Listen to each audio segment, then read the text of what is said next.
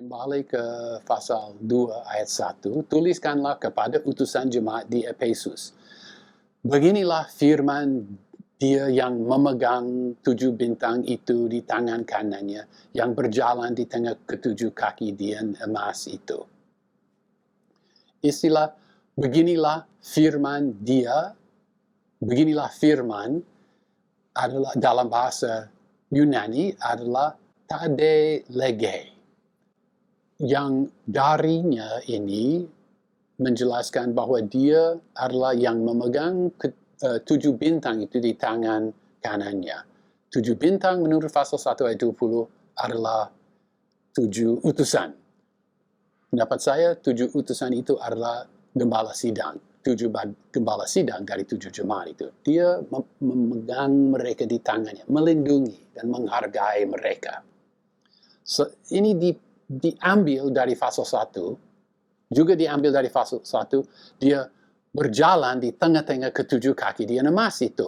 Memang di pasal 1 dia berdiri di tengah-tengah ketujuh kaki dian emas. Di sini dia berjalan di tengah-tengah ketujuh kaki dian emas. Mengapa? Dia hadir di tengah-tengah jemaat, ketujuh jemaat itu. Kepentingan kehadiran Tuhan Yesus menjadi nyata nanti. Itu darinya. Lalu jemaat dipuji. Aku tahu perbuatan-perbuatanmu dan jerih payahmu dan ketekunanmu, dan bahwa engkau tidak dapat tahan terhadap orang jahat, dan engkau telah menguji mereka yang menyebut dirinya rasul, tetapi yang sebenarnya bukan rasul, dan engkau telah mendapati mereka pendusta. Ayat 3 melanjutkan, dan engkau tetap mempunyai ketekunan dan bertahan oleh karena namaku, dan engkau tidak menjadi lelah. Tuhan Yesus memuji, menghargai jemaat. Kira-kira ada 2 sebabnya. 1, karena mereka kerja keras bagi dia. Mereka melayani serius, kerja keras, tidak menjadi lelah dalam pelayanan. Dia menghargai itu. Kedua, mereka kuat menjaga ajaran yang murni. Apa yang Rasul Paulus bernubuat di dalam Kisah Para Rasul, waktu dia berpisah dari penetua-penetua jemaat, dia bernubuat bahwa guru sesat akan datang. Dan mereka memang guru sesat, pengajar-pengajar sesat datang, dan jemaat dan pemimpin jemaat menolak ajaran sesat, ajaran palsu. Mereka menjaga ajaran yang murni, dan Tuhan Yesus menghargai itu. Dia memuji mereka karena mereka kerja keras dan karena mereka menjaga kemurnian ajaran itu. Bagus itu. Itu penting. Dan Tuhan Yesus menghargai 2 hal itu. Bagus.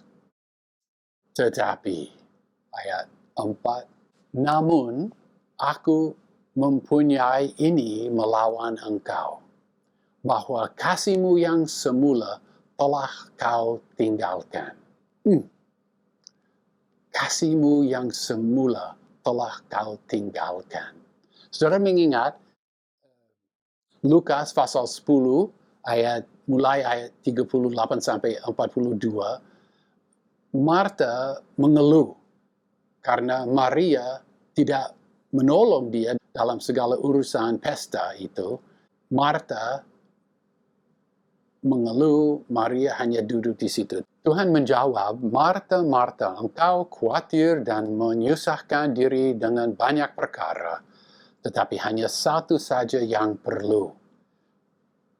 Maria telah memilih bagian yang terbaik, yang tidak akan diambil daripadanya.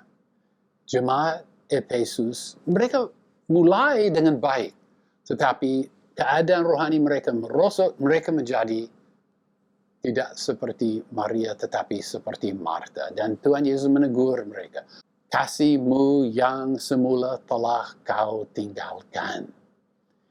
Ini mudah terjadi, mudah dibayangkan. Ingatlah, pada waktu saudara baru percaya kepada Tuhan Yesus Kristus, penuh semangat, bangun pagi, bertanya, mana Alkitab saya? Saya mau baca Alkitab. Mana Alkitab saya? Berjalan mungkin ke sekolah, kemana, hati saudara penuh dengan sukacita. Nyanyian rohani. Padahal belum hafal nyanyian rohani, tapi nyanyi juga dengan sukacita kepada Tuhan. Tetapi waktu berlalu, tahun lepas tahun, tiba-tiba saudara sadar. Bangun pagi bukan, mana Alkitabku?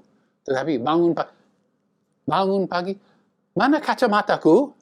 Oh ya, sarapan di mana? Sarapanku di mana? Mana kopiku? Dan berjalan, pergi kemana? Bukan hati yang penuh dengan sukacita lagi, tetapi penuh dengan masalah pelayanan. Aduh, hari ini rapat itu, aku harus menyiapkan laporan ini. Aduh, akan bertemu dengan dia akan mengeluh ini, aku harus masalah. Ya, keluhan di situ bukan sukacita. Sukacita diganti menjadi keluhan.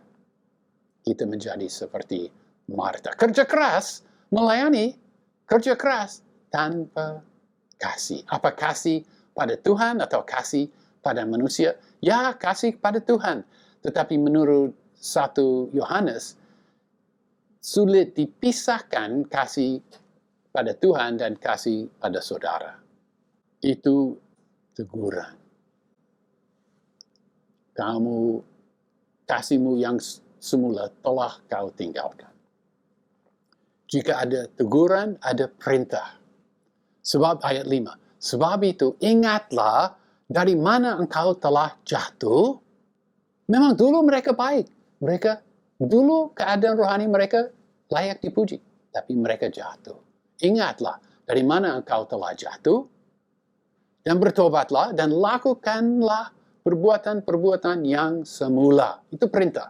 Perintah itu punya 3 bagian. Pertama, ingat. Ingat. Dulu seperti apa? Dulu penuh dengan sukacita. Mana sukacita itu? Ingat, bertobat, mengambil keputusan untuk berubah. Dan lakukanlah perbuatan-perbuatan yang semula.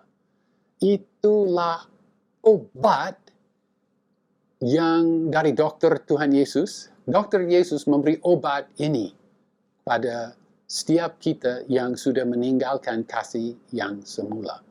Mengingat, bertobat, dan lakukanlah lagi perbuatan-perbuatan yang semula itu.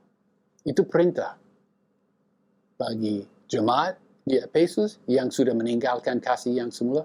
Itu juga perintah kepada kita jika kita juga telah meninggalkan kasih yang semula itu. Ingatlah, bertobatlah, lakukanlah. Itu dari Tuhan untuk kita. Jika ini keadaan rohani kita. Lalu pasal 2 ayat 5 bagian kedua.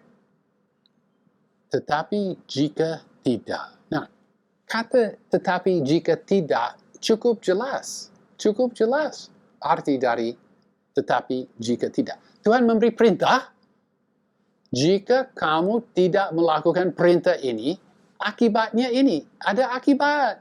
Jika mereka tidak melakukan perintah, ini akibatnya. Aku tiba-tiba datang. Tidak tahu. Hari ini, besok, minggu depan, bulan depan, tiba-tiba dia akan datang. Tiba-tiba.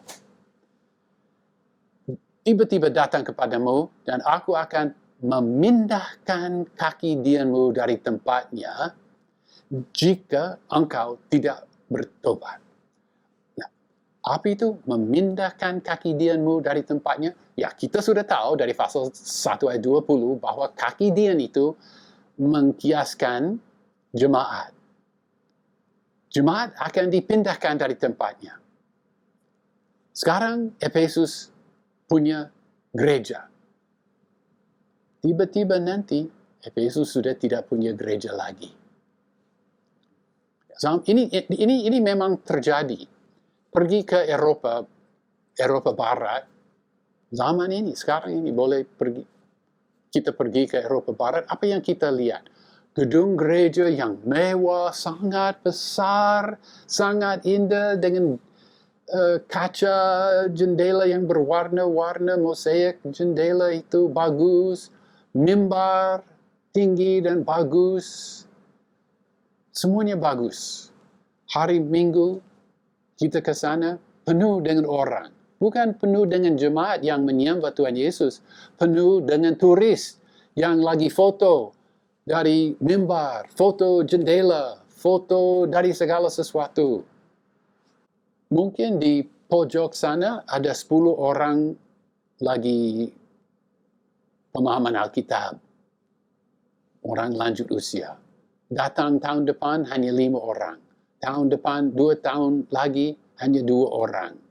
Dan kemudian tidak ada jemaat lagi di situ. Ada gedung, tapi tidak ada jemaat, tidak ada kaki dian lagi. Mengapa? Karena mereka telah meninggalkan kasih yang semula itu. Ini juga terjadi di negara saya, dapat juga terjadi di negara saudara.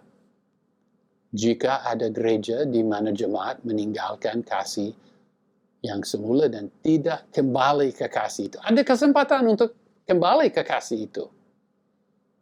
Tetapi jika tidak, nanti tidak ada gereja di sini. Itu ancaman.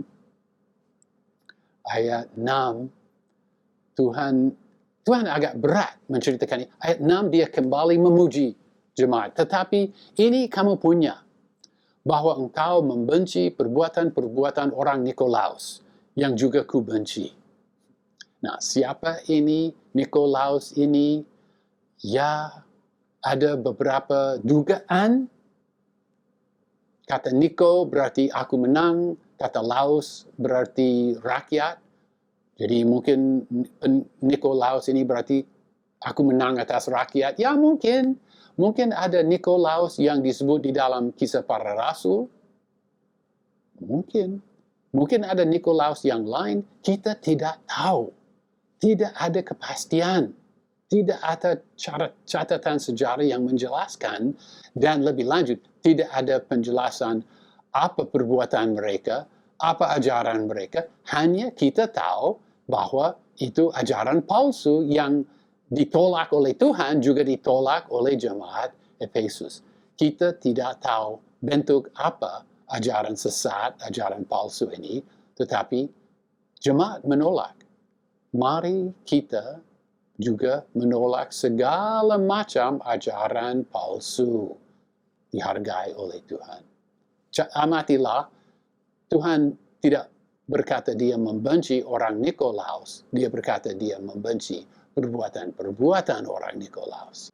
Kemudian ayat 7, setiap 7 surat mempunyai kalimat ini, yang mempunyai telinga, kiranya mendengarkan apa yang dikatakan Roh kepada jemaat-jemaat.